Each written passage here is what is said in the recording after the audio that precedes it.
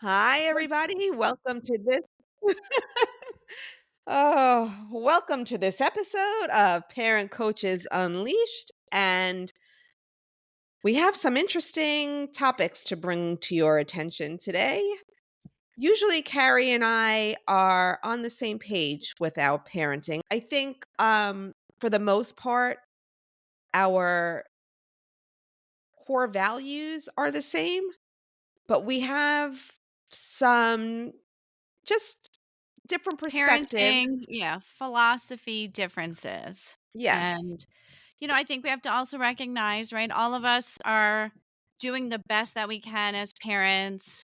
What do we know about parenting, right? It's how our parents parented us, whether we want to be the same or different, and the partner we have in parenting, what their background's like. And so, we're not judging each other. We're not judging other parents out there, but we do have some different perspectives on a few topics that we're going to throw out today.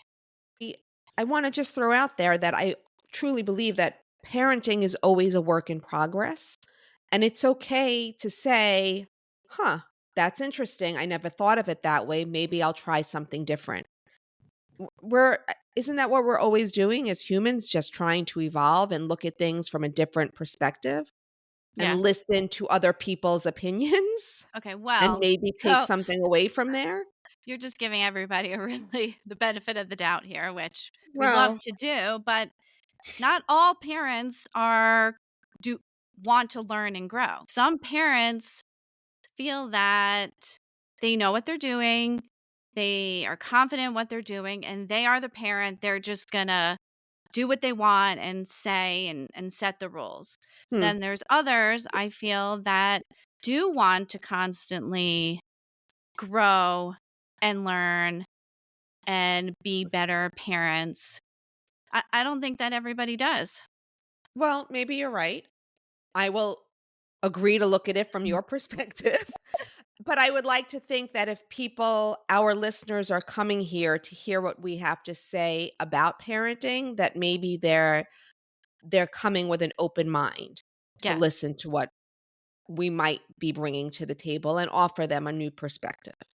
How's that? I like that. Let's keep it positive.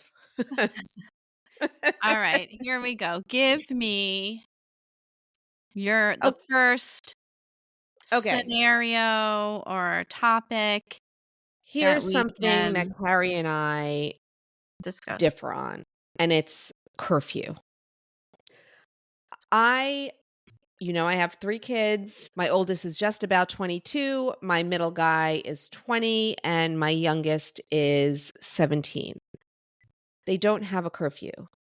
I've never had to give them a curfew because they've always stayed in touch. They've always let me know exactly where they are. They've always let me know where they're going to be. However, my 17-year-old, I don't wanna say took advantage of that, but I guess that's what he did, if we're He calling might be a spade here. pushing the envelope, let's say that. Pushing his limits a little bit, and he was out, it was a school night, he texted me and said, "Can I be home 11:30, 12?" And I said, "No, it is a school night. Please be home in the house by 11 o'clock." He did some, like, text emojis, like, with praying hands and please emojis, whatever those look like, and I said, "No, 11 o'clock." And Did he show he up at 11 o'clock? nope, he showed up with a text, "I'm so sorry, we just got out of the pool. I will be home. I'm leaving now." And then leaving now turned into, like, 20 minutes later, and he came in at 11:30. So, I said to him, "We will talk about this tomorrow." And the next day, we had a conversation, and I said, "I really don't appreciate how that was handled. You asked, and I gave you a specific answer. I said no. So from now on, before you go out, we're going to come up with a prearranged time for you to be home by. That's it. That was what happened. Now, let me ask you this. Do you always wait up for your children to get home, no matter what time it is that they are going to be home? So, it used to be yes, but as they got older, I it used to be stayed up on the couch waiting until they got home. Now I go into bed and I tell them, "Just come in and let me know you're home, or send me if I'm sleeping, just send me a text and let me know that you got home so that when I wake up, I will know that you're in the house." Okay. All right. Curfew. And Mhm. curfew. So let me ask you this. Sure. Why why was there never a curfew established? Like, was there I some truly reasoning around why that wasn't important as parents for you to establish? Like, My kid they were never out late. They were always just at a friend's house where, I knew the parents. It was never They never really did anything or went anywhere where it was a concern. Thinking I thought of a curfew as, a punishment? Like, did you no, no, think of no, it no, like no, no, a no, no, not at all. negative? Okay. No, because I do believe that a curfew is a boundary. It's Yeah. about your time. It's about if if you need sleep, but if you as a parent you need to be up for work in the morning or whatever it is, and you want them home by a certain time so that you can get a good night's sleep. I completely understand that. But I just never felt the need to, because my kids were always communicating where they were and what time they would be home, Okay. how they would be getting from place to place. So if the rules might be changing in the future in your house, Yeah. do you think there's gonna be pushback or they're gonna be all of a sudden question why? Like, "Oh, we never had my Yeah, brother and sister didn't have curfew. Why am I gonna have a curfew?" there might be the Yeah, question of that, but I would be honest and say, I can't wait up for you. I have to go to sleep," right. Well, whatever the it other is. thing too, Or you took advantage the last time, so now as a consequence, this is the time you have to be home. right. The other thing too is if you think about a curfew, and yes, I gave my children curfews. We had one for during the week, one for during on the weekend, a different time. Usually it was a little bit later. Yes, it was about my sleep and my husband's sleep, getting good sleep, having to get up the next morning. But the other side, it's also about their sleep.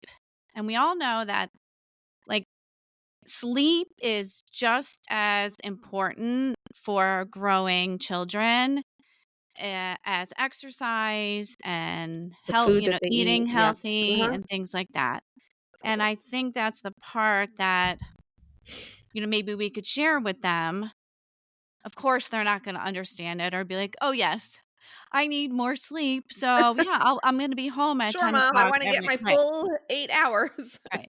But again, that's where it comes down to, like, we're the parents, like, and we're Right, trying to, not that we're trying to, like, be the authoritarian, "It's my house, these are my rules," but it's about trying to set the good structure and the good habits, right? We're right, trying to demonstrate the good habits. And so that's also what's involved is, like, sleep is really important. And it's fine when it's like a one time off, they stay out till 2, 3 a.m. But if that's like the norm, right, right. that there's a problem because they're not going to get the proper amount of sleep Yeah. for growth and for brain health. So And that then was does not that the turn norm. right? Right, Right, and it does was it not the turn norm in my into house. that then they sleep all day, right? I read all the Right. time on some of these parenting sites that my kid's up all night and then they sleep all day. Well, Well, so okay, what's the they need the difference? sleep. But that doesn't always mean that's not always, um a curfew and good sleep are not always they don't always go hand in hand. I mean, the kids could be home just playing on their Xbox until 2 o'clock in the morning during the summer. That's not, that's not Okay, so then is it about parents just feeling like I it's okay now they're at home under our roof so I can go to sleep because I know that they're safe and I don't really care what they do.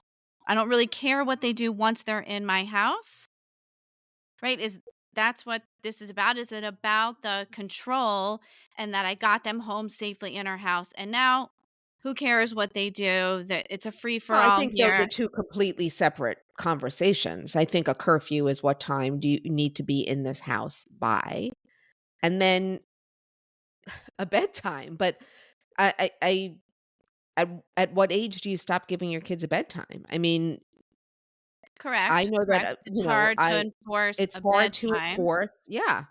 I'm gonna tell my 20-year-old, "Okay, it's time to go to bed now," lights out, No, but there are responsibilities that your 20-year-old has, and if you're seeing that they're not fulfilling them because all they're doing is staying up at night and sleeping late and right.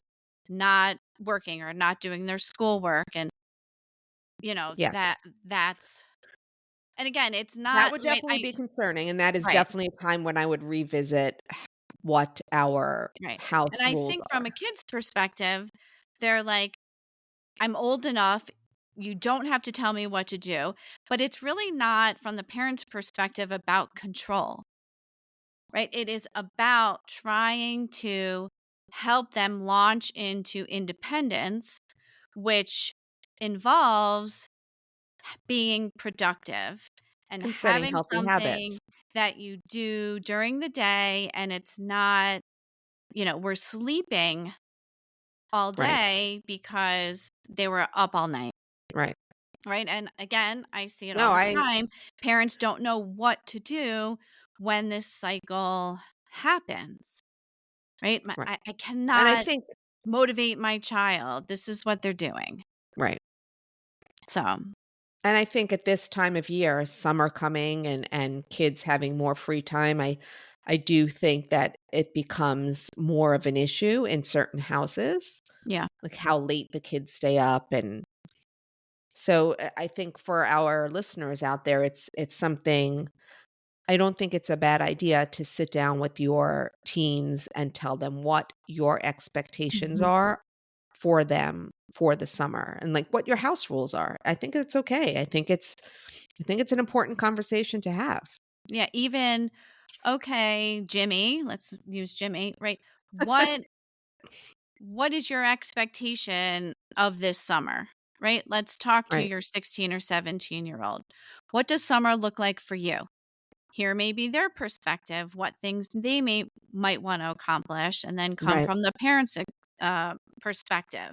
Right? I expect you to have a job or Right. to help around the house or watch your Right. younger brother or sister, whatever Or it is. you're responsible for dinner on this night and Yeah. you're whatever. Yeah. Yes, Right. 100%. I think The we need to dog stay and away from the free for alls or that mentality like, oh my God, they work so hard during the year. Just let them have a break and do whatever they want. yes. Anyway, okay. Agreed. Next But one. so Next, yes. the Do next we? the next this kind of ties into a curfew a little bit. Okay. I said that now I tell them either come into the room and let me know you're home or text me. Now, I sleep with my phone next to the bed. Hmm. So do you hear So it though? Like if they well, texted you at 1 or 2 a.m. letting you know that they're home, would you hear it and like, so I don't hear the texts. I would hear if they called for an emergency, but I okay. don't typically hear the text going off. It's more for like if I wake up at 3 o'clock in the morning and I look over just to make sure they're So home. do I you? just Okay. So that's a question. When you wake up at 3 o'clock in the morning, is your first instinct to go look at your phone and check that? Or yeah, do you look at your phone to see what time it is or both. okay. I look to see the time and I look to see to make sure I have no emergency texts or anything, or I'm home if they had been out. I Okay. do. And do you do that every night? I Um, know that half the year or most of the year they're away at college, but do you do that every single night? when they are not home, when yes, I probably do when they are not here.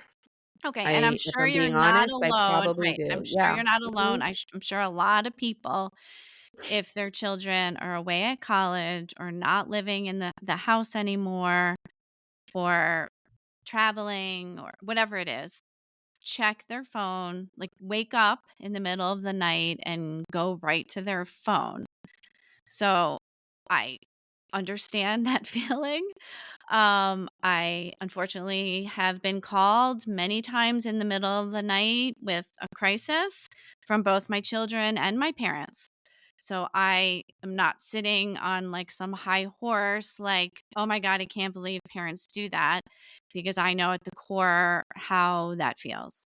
Okay. But for my own mental health, what I learned was that feeling and that disruption of sleep and that your brain isn't actually like turning off and sleeping soundly because next to you is the phone and we have the issues that come with um whatever's being transmitted from our phones. I believe that. But right, that you wake up and that's the first thing that you do is you look Right. to see, are they safe? Are they not safe? Right. Is there an issue? And then that can start a whole spiral going in Yep. your own mind. So, what I'm saying is I had to work through that myself. It was not easy, but for my own mental health and for my sleep health, Mm. I had to eventually move my phone to a completely different room Alright, you and it you have charges to somewhere else. talk us through that. Like, for those of us who know that we do that and who do not wanna do that, where did you begin? Did you All right. just Well, was it first like sleep I training when you have a newborn? Like, one night, was it, like, a little close, and then the next night was no, it a progression? Was it cold no. turkey? Well, I think at first I probably turned it, like, I silenced it and, like, it was still there, but I turned off the volume, like, I silenced it and just put it there. Okay, But I still found that the same thing you did when I woke up in the middle of the night to go to the bathroom or whatever, if I got up early, that's the first thing I did was check it. And you have a reaction when that happens. It's sure. either, "Oh, okay. Thank God." Or if there's no message, you're That in a right, panic or you start feeling anxiety or, now you start flipping through your phone to see if you follow them, like where are they? And it you're now in a spiral yourself. right. So, what I believe me, I had to work really hard at this, but what I realized was, and I walked through, okay, the scenario is, what would you do? You kind of go to the worst case scenario. Okay. Yep, So if you were to get that text in the middle of the night, or if you knew that your child wasn't home safely when they were supposed to, what would you do? What could you do? What's the worst case scenario? And then you kind of work through that in your head or with a therapist or whatever. And then you realize, okay, that if I wake up tomorrow and I see that they've made it home safely, or that there was something that happened and it got solved, or now in the morning you deal with whatever happened, or the crisis, or the questions, there's nothing exactly you can do to prevent a crisis or something happening just because you have your phone next to you. And so you kind of have to think through, like, work through it yourself. Like, and it's not easy. It's not easy at all. And right. again, I'm not saying it from a place like it's never happened. It Wait, has can I happened. stop you right there for a Yes. second? When you got those calls in the middle of the night, Yes. were you able to do anything at No, that time? no, no. All I did was sit there and listen to someone on the other end spiraling, being panicky, calling 911 and getting their own help, and there was nothing that I could do, right? My parents also lived in another state. I got the call. They knew what to do, but me being on the end and again listening to the chaos and what was transferred, like I couldn't do anything. Right? Can't wasn't getting into my car at 2 a.m. and starting to drive to North Carolina. Right? I wasn't getting in my Right. car in the middle of the night and driving to Gainesville. Like, so I get it. So People would let be me like, "Oh, what do you mean you wouldn't do that? Of course you would do that." Well, I'm not equipped to handle these crises were for medical professionals, for the paramedics, whatever. Like, yes, I would be there to support my loved ones no matter what, but I'm not the person who's going to deal and be able to solve that crisis at that moment.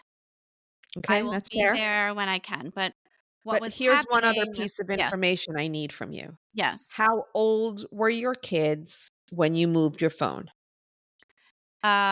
Probably 20,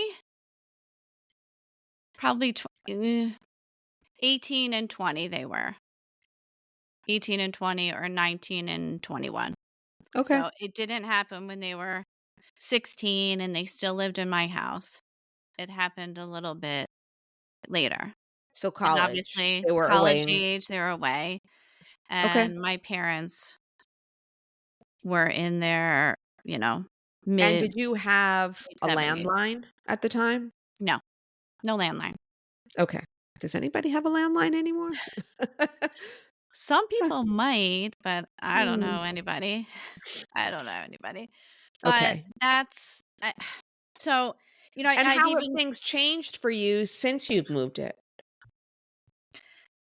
um I am sleeping through the night. I do not get up and Not check even to go my to the phone. bathroom? Well, okay, so here's the thing. One of the places I do charge my phone is in my bathroom. So it's Okay. on the counter in my bathroom by my sink.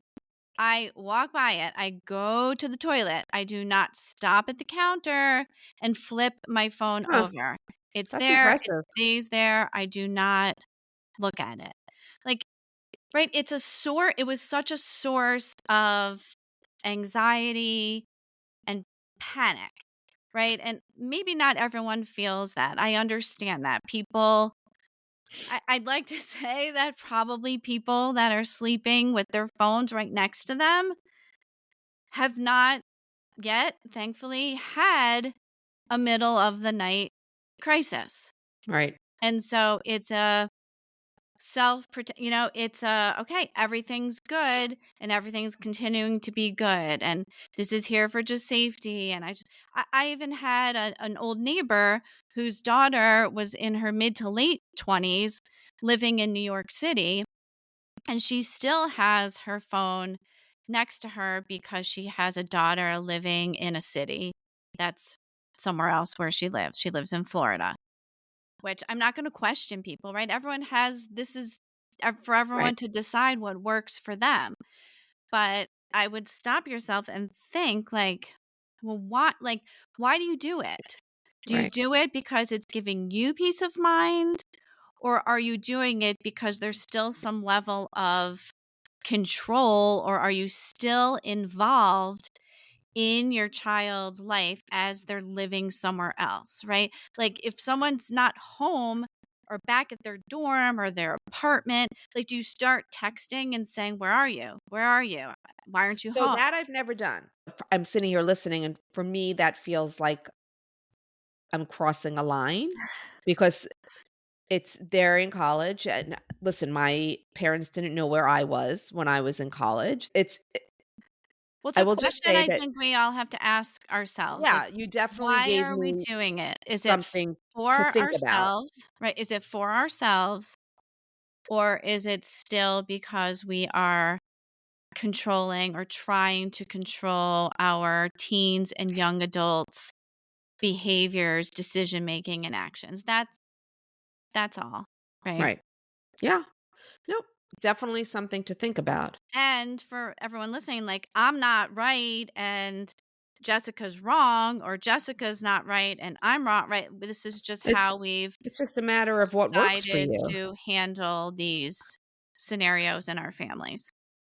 So if you said Ryan was 18 or 18 or 19, I still 19. have Yeah. some time. I still have some time to keep my phone by my bed while Jackson's before he goes to school. Well, I don't know. Now you're on child number 3. So, like, do things change when you get I only have 2, so but right? I don't And know. then get Well, to the 3rd, do things but I've actually heard, other families who have 3 or more, and they had curfews for the olders, but then when they got down, the to the younger children, it was like, "Ah, forget it." Right? well, Like it also becomes harder to stay up that late. We're getting older too, so it's hard Yeah, to stay up as late as them sometimes. yeah. I mean, I think, you know, as long as there's the communication around why there are these rules and or boundaries in our family, right? I think anything goes, right? It's up to each family. Communication, you've said it before. Communication is key. Yeah, Why? Like not yeah. just these arbitrary I'm going to set a rule or a boundary or a Right, curfew right. just because I'm the parent. Well, now I think this ties into everything we're talking about. Do you have Life 360 for your family, and how do you use it? Yeah, so I still do have it on my phone. I actually think that my children now use it more than I do, To right? see Because where I'll you are? yeah, or like when they call me, I'll get, like, "Ma, what are you doing there?" Right? Like, "I thought you said you were, on the road already heading back," That's or so yeah, funny. yes. Um, right? I don't check. I do not check Never? where Like, they not even, "They're late, where are No, they? so Let it me was see if they left interesting. yet." It was interesting. Devin so we're in Park City, Utah right now. So both the kids are in Florida. Ryan's in Tampa, Devin's in Delray.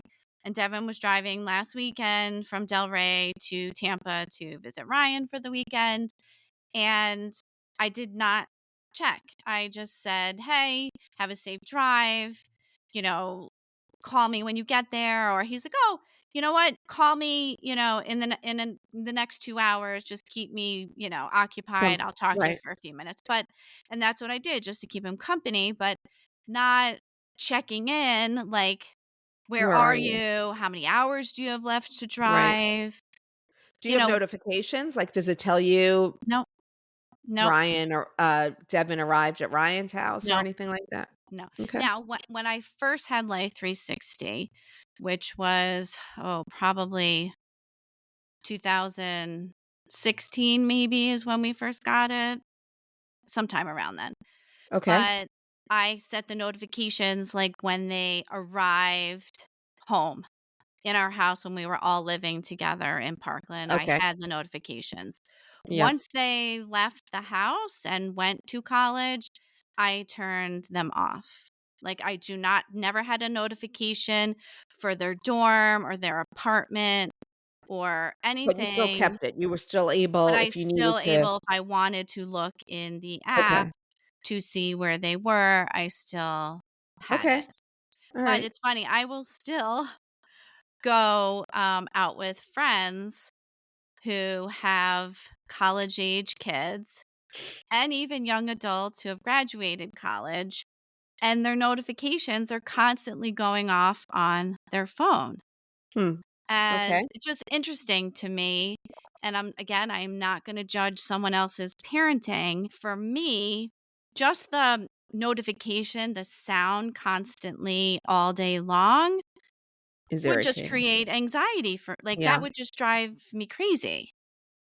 Okay. Because I try my best now that when I am with friends or I am working or I'm out for a meal to really be present and not have my phone out. Yes. or You are very good about that. but if right, it's constantly Yeah. dinging, then it feels like, "Are you looking? Are you checking? Are you not here with me right now?" Right? So, Right. it is, these phones are, like, anxiety provoking in some way, and I feel like we're trying to set good examples for our children, and then we're kind of doing the thing that we're telling them not to do, right? When Right. you spend time with your own child, you want them to be present and be with you and not texting or TikToking or whatever they're No, doing all all day true. long, All true. but then we find ourselves kinda doing, the same thing. Yeah. What about you? Tell me your So we do Life have 360. yep, we do have all of our kids on Life 360.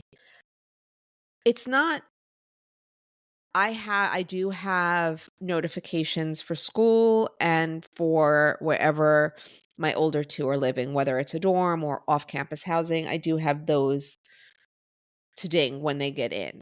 Um, but I'm not constantly checking to see where they are. I do check if they're driving home from school. They have 3 and 4-hour drives. I would see just to look where they are if they're stuck in traffic. I don't use it I don't feel like I use it to control or check up on them, or I use it as, like, more of, like, when will they be home kind of thing. Mhm. And I guess I do if I do look at it before I go to bed to see if they're back in their rooms or not.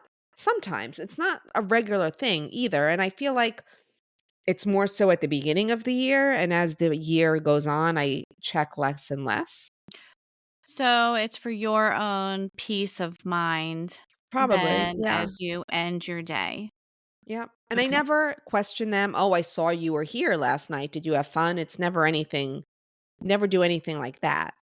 Do you think, and I'm not asking this necessarily to you, but maybe as, like, a general question, do you think it has anything to do with our level of confidence in how independently our children are living? Like, for example, right, with the driving or being out late or living somewhere else than where, different state than where we live. Like, if we got to a point where we felt that I know my child is independently living and handling all aspects of their life on their own, would we be able to remove Life 360 or any app or a notification system or anything to just separate and feel like, okay, if I wanna talk to them, I I just call think I them. yeah, I think I can definitely see a time when, like, notifications are off, like, I don't need to know where they are. Taking them off completely, I don't know. I know that we have the package where if, God forbid, somebody gets into an accident, we get a Mhm. notification on our phone. So, there are some safety reasons that I like to have it. Um, I don't know. I guess we just have to stay tuned as my kids grow and become more independent, which I think they're doing a great job of, if I will And what if one of them came to you and said, "Please," you know, like, let's just say it's your daughter, right? She's right? 22, she graduated college, Mhm. and she's moving on independently in her life. If she came to you and said, "Please take me off Life 360. I'm now an adult," I you know, would say, what would you do? "Why? What are you doing? What don't you want me to see?" Listen, and I know I'm not perfect and I have things that I'm still working on, and unfortunately, my brain has always been a worst case scenario Mhm. brain. I've Do definitely you gotten want to work on training your brain to not? I have been. It's Okay, definitely something I'm working on. okay. I think I've definitely gotten much better where my kids are concerned, for sure. I've definitely noticed a shift in And my I'm only saying that thinking. because I don't think I used to go to the worst case scenario, but what I would do is I would spend a lot of unnecessary time creating plans A, B, and C for any possible outcomes of situations. So I didn't do that. I was more like, "Oh my gosh, they're 10 minutes late. You know, where are they?" Like, I'm Okay. wondering, like, what happened. Life 360 definitely gives you the peace of mind, or maybe it's the false piece of security that you think you know where they are. But listen, we all know that people could leave their phone somewhere. Just because their phone is on does not mean that they're necessarily okay. Right. There are all different false senses of security that you can have from it. I think for me, the good of the app outweighs the negative for now. I don't know how that will evolve as my kids grow and mature and live independently. Yeah. Right. Again, we're not judging anyone's parenting. We're just trying to talk Yeah, through some different scenarios on how different parents think about these nice things that we have to help us in our parenting, but yet can somehow turn into crutches or, sure. you know, just thinking about why we're using them. And it's okay as parents to protect and work on yourself and put yourself Ready? first and a priority in some of these situations. Because if we're thinking, we're thinking the worst case scenarios here, are we sharing that with our children? Like, I wouldn't want, I I don't, no. right? Like, Because it is my fear that I'm going to give them that. I don't want them to right. it's not a fun way to live, like, always Correct. imagining the worst, and I don't wanna pass Correct. that on to them. However, and I should say, I shouldn't say I however. want them to be No. more like their dad, where they can sleep through anything, where they won't know what happens until the morning when No. they wake up. And I think we just need to think through why we're doing some of the things that we're doing. Is Yeah, it in our children's best interest or is it for ours? And also letting go of some of this translate sometimes into our children feeling like we are confident in their independence. And even yeah, though we are doing it for safety reasons that they can't understand because their brains are still undeveloped and all they can do is think about themselves and right. they don't know what it's like to have children and love someone That unconditionally like much, that. right, I would just stop and pause and think about in some of these scenarios why you're doing what you're doing. And is it yes, somehow sending the wrong message to your child, even though that's not your intention at all? You're coming from a safety perspective all the time. for sure. Well, if nothing else, I hope that we have given our listeners some food for thought, something to think about, and, we hope you'll let us know what you think about curfews or Life 360, or if there's something else that you are unsure of or find debatable, let us know. Drop us a line at parent coaches. Nope, that is not it. Info at parentcoachesunleash.com. All right. Have a good Thanks for one. being with us. Thank you, as always, for listening.